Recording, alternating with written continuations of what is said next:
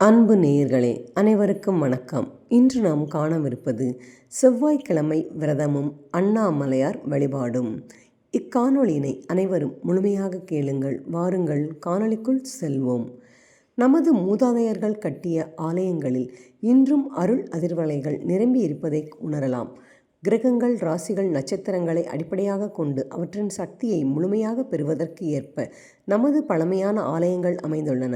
எனவே ஒரு ஆலயம் எந்த ராசி அல்லது எந்த நட்சத்திரத்தின் அம்சத்தில் கட்டப்பட்டுள்ளது என்பதை தெரிந்து கொண்டு வழிபட்டால் அதற்குரிய பலன்களை நிச்சயமாக பெற முடியும். அந்த வகையில் திருவண்ணாமலை அருணாச்சலேஸ்வரர் ஆலயம் கிருத்திகை நட்சத்திரத்தின் அம்சத்தில் அமைந்து இருப்பதாக கருதப்படுகிறது. கிருத்திகை நட்சத்திரத்திற்குரிய கிரகம் சூரியன் ஆவார். சூரியனின் அதிதேவதை எம்பெருமான் ஈசன் ஆவார். எனவே கிருத்திகை நட்சத்திரம் தினத்தன்று அண்ணாமலையாரை வழிபட்டால் அனைத்து வகை செல்வங்களையும் பெற முடியும் என்று சொல்கிறார்கள். கிருத்திகை நட்சத்திரக்குரிய தெய்வம் முருகன். ஜோதிட சாஸ்திரப்படி முருகப்பெருமான் செவ்வாயின் அம்சம் ஆவார். திருவண்ணாமலை ஆலயத்தில் அண்ணாமலையாருக்கு எந்த அளவுக்கு சிறப்பான வழிபாடுகள் நடத்தப்படுகிறதோ அதே அளவுக்கு முருகப்பெருமானுக்கும் வழிபாடுகள் நடத்தப்படுகிறது. இதை கருத்தில் கொண்டேதான் திருவண்ணாமலை ஆலயத்தில் செவ்வாய்க்கிழமை மற்றும் கிருத்திகை நட்சத்திர நாட்களில் வழிபாடு செய்வதை சிறப்பானதாக கருதுகிறார்கள் பக்தர்கள். குறிப்பாக செவ்வாய்க்கிழமையன்று வழிபாடு செய்தால் அதிக பலன்கள் கிடைக்கும் என்ற நம்பிக்கை உள்ளது. நவ கிரகங்களில் சூரியனுக்கு அடுத்தபடியாக அதிக சக்தியுள்ள கிரகமாக செவ்வாய் கிரகம் உள்ளது. செவ்வாய் கிரகத்தின் அதிபதி நெருப்பு. திருவண்ணாமலை தலம் பஞ்சபூதங்களில் நெருப்புக்கு உரிய தலம் என்பது நாம் அனைவரும் அறிந்ததே. இதனால் தான் நெருப்புக்குரிய அம்சமான செவ்வாய்க்கிழமையன்று திருவண்ணாமலை தலத்தில் வழிபடுவது சிறப்பை தரும் என்கிறார்கள். ஜோதிடப்படி செவ்வாய் அனைத்து துறைகளிலும் ஆதிக்கம் செலுத்துபவராக உள்ளார். ஆளுமை திறன், அதிகாரம், தைரியம், நம்பிக்கை, நாணயம், நேர்மை, வீர தீர செயல்புரிதல், தலைமை பொறுப்பு, உயர் பதவி ஆகியவை செவ்வாயின் அனுகிரகத்தால் தான் கிடைக்கும். சிவபெருமானின் நெற்றிக் கண்ணிலிருந்து உதித்த செவ்வாய் சிவந்த மேனியை உடையவர். அது மட்டுமல்ல, செவ்வாய்க்கு கிரக அந்தஸ்தை கொடுத்ததும் எம்பெருமான் ஈசன்தான். இதனால் திருவண்ணாமலை தலத்தில் செவ்வாய் அம்சமும் அருளும் அதிகம் உள்ளது. எனவே திருவண்ணாமலை தலத்தில் செவ்வாய்க்கிழமை வழிபாடு செய்யும் போது நினைத்தது நிறைவேறும். ஜோதிட ரீதியாக செவ்வாய்க்கிழமையை குருட்டு தினம் என்பார்கள். செவ்வாய் ஓரையில் சுப காரியம் எதையும் செய்ய மாட்டார்கள். ஆனால் திருவண்ணாமலை தலத்தில் செவ்வாய்க்கிழமை வழிபாடுகள் செய்தால் அளவிற்கரிய பலன்கள் அணிவகுத்து வரும். சிவன் கோவில்கள் அனைத்திலும் பெரும்பாலும் திங்கட்கிழமைகளில்தான் சிறப்பு பூஜைகள் செய்வார்கள்.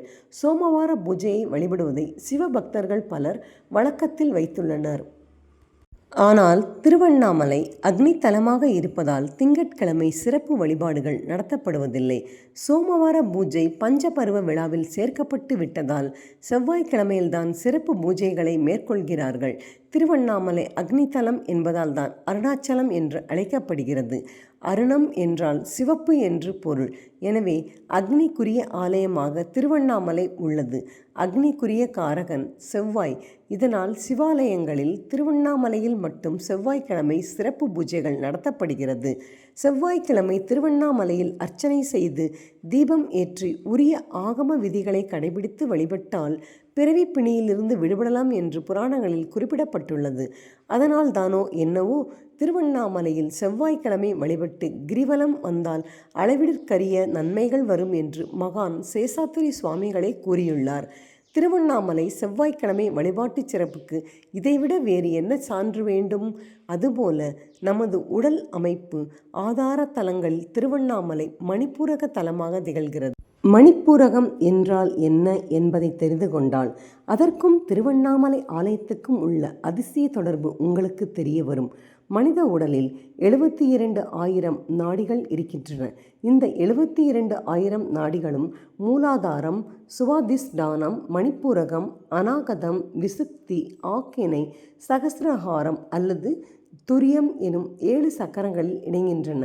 எனவே இந்த 7 சக்கரங்களும் நமது உடம்பில் எப்படி செயல்படுகிறதோ அதற்கு ஏற்பத்தான் நமது உடலும் மனமும் இயங்கும். நமது உடலில் தொப்புள் கொடிக்கு அருகில் மணிப்புரகம் அமைந்துள்ளது. அதன் மூலக்கூறு நெருப்பாகும். அதாவது மணிப்பூரக சக்கரம் நெருப்பு தத்துவத்தை பிரதிபலிப்பதாக அமைந்துள்ளது. திருவண்ணாமலை திருத்தலமும் அக்னி தலமாக நெருப்பில் உருவாகி இருப்பதால் திருவண்ணாமலை தலத்தை மணிப்பூரக தலம் என அழைக்கின்றனர். மணிப்பூரகம் என்பது நமது வயிற்றையும் குறிக்கும். வயிற்றுக்குள் தான் இந்த உலகமே இயங்குகிறது. இது ஒட்டுமொத்த உலக இயக்கமும் அண்ணாமலையாருக்குள் அடக்கம் என்பதை பிரதிபலிப்பதாக சொல்கிறார்கள். மணிப்பூரகம் சக்கரம் உணர்ச்சி மயமானது என்று வரையறுத்துள்ளனர். மணிப்பூரக சக்கரம் சரியானபடி சுழலாவிட்டால் அதிக உணர்ச்சி ஏற்படும். அதாவது மனதில் நிம்மதி இருக்காது, மனம் கொந்தளிப்புடன் காணப்படும். சிலருக்கு மணிப்பூரகம் ஒழுங்கற்று இருந்தால் மனதில் ஆணவத்தையும் அகங்காரத்தையும் உருவாக்கிவிடும். மகாவிஷ்ணுவும் பிரம்மாவும் ஆணவத்தையும் அகங்காரத்தையும் கைவிட்டது இந்த தலத்தில்தானே. அதுபோல மணிப்பூரகம் சிறப்பாக சரியாக சுழன்றால் நம்மிடம் உள்ள ஆணவமும் அகங்காரமும் இருந்த இடம் தெரியாமல் ஓடிவிடும்.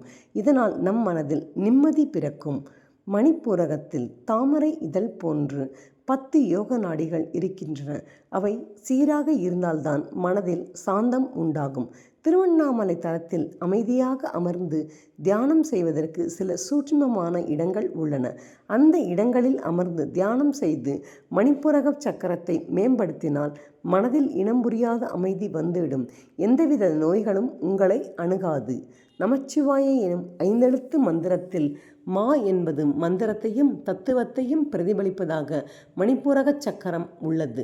இந்த சக்கரத்தை நாம் எந்த அளவுக்கு சுழல வைக்கிறோமோ அந்த அளவுக்கு நமது வாழ்க்கையில் வசதிகள் பெருகும். ஒருவரை நேர்மையான கடும் உழைப்பாளியாக மாற்றுவதே மணிப்பூரகம் சக்கரம் என்பார்கள். எனவே திருவண்ணாமலை தலத்தில் உரிய முறையில் தியானம் செய்தால் இந்த பலனை பெற முடியும். இப்படி இன்னும் பல சூட்சுமங்களுடன் தொடர்புடையதாக திருவண்ணாமலை தலம் உள்ளது. இத்தலத்தில் உள்ள 142 சன்னதிகளும் ஒவ்வொரு விதத்தில் சிறப்பு தன்மை வாய்ந்தவை. ஒவ்வொரு சன்னதியிலும் நின்று நிதானமாக வழிபட்டால் அதன் சிறப்பை நீங்கள் உணர முடியும். மூர்த்தி, தலம், தீர்த்தம் 3ம் புகழ்பெற்ற திருவண்ணாமலையில் உள்ளன. இந்த மூர்த்தி மற்றும் தலத்தின் சிறப்புகளை பார்த்துவிட்டோம். அடுத்ததாக தீர்த்தம். திருவண்ணாமலையில் மொத்தம் 360 தீர்த்தங்கள் உள்ளன. ஒவ்வொரு தீர்த்தத்துக்கும் ஒரு மகிமை உண்டு. என்ன நேயர்களே, இக்காணொளி வாயிலாக இன்று நாம் செவ்வாய்க்கிழமை விரதமும் மற்றும் அண்ணாமலையார் வழிபாடும் பற்றி அறிந்து கொண்டோம். இக்காணொளி அனைவருக்கும் பயன் தரக்கூடிய ஒன்று. எனவே தாங்கள் கேட்டதோடு மட்டுமல்லாமல் மற்றவர்களுக்கும் பகிர்ந்து அண்ணாமலையாரின் அருள் அனைவருக்கும் கிடைக்கச் செய்யுமாறு வேண்டுகின்றேன். எனவே இக்காணொளியினை முழுமையாக கேட்ட அனைவருக்கும் மிக்க நன்றி, வணக்கம். மீண்டும் நாம் வேறொரு காணொளியில் சந்திப்போம்.